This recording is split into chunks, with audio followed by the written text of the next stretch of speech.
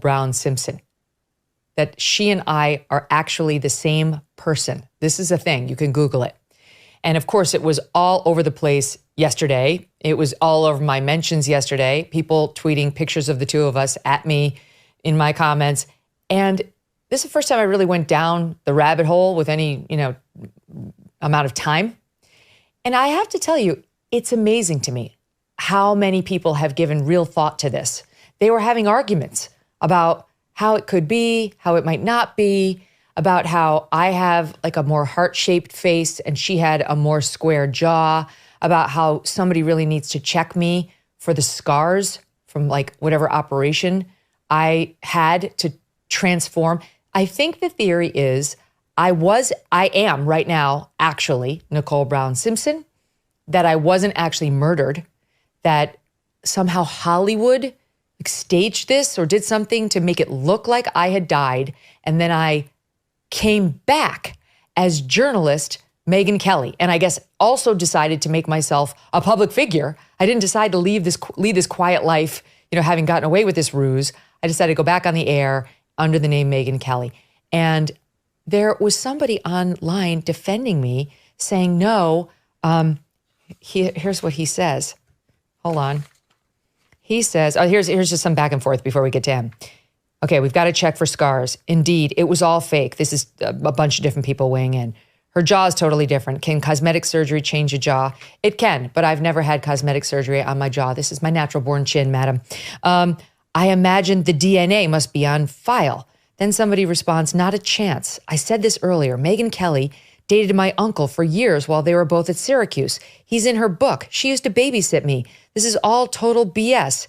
You are correct, into thin air. I am a real person with a whole independent history having nothing to do with Nicole Brown Simpson, who was very clearly murdered back in 1994.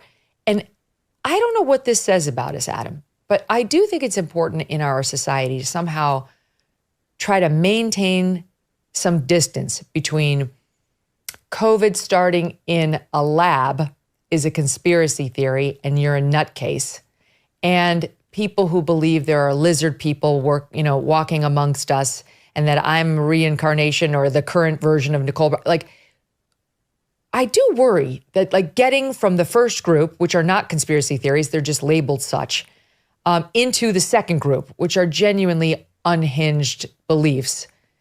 I don't know. Is that the path? Like, does one go from being called a conspiracy theorist into actual conspiracy theories? Or how and why is this happening to the second group?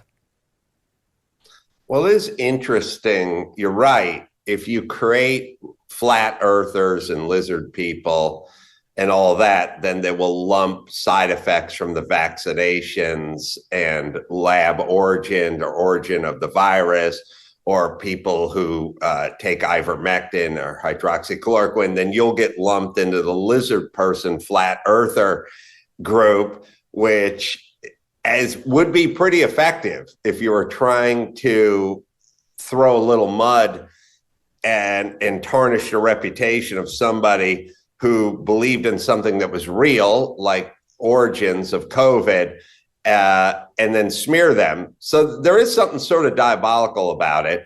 I feel your pain. I'm mistaken for Greg Brady of the Brady Bunch quite a bit.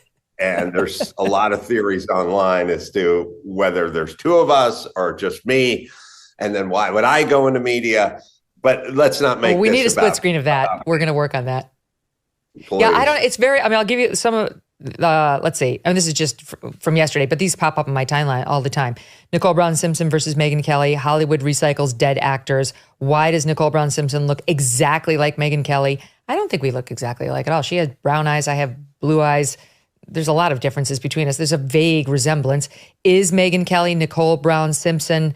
And on and on. I am going to put on this video some pictures of the young Megyn Kelly in Syracuse, New York, where I grew up. I was born in Illinois, moved to Illinois. Moved to Syracuse. I have a long history of being alive in my own skin under my own name, people.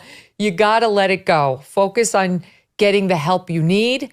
Like go outside, smell the fresh air, get some rest, see real people, stay off the internet. I think that's the number one piece of advice. Stay off the internet. If you are prone to this kind of thinking, it's not your friend. All right, quick break.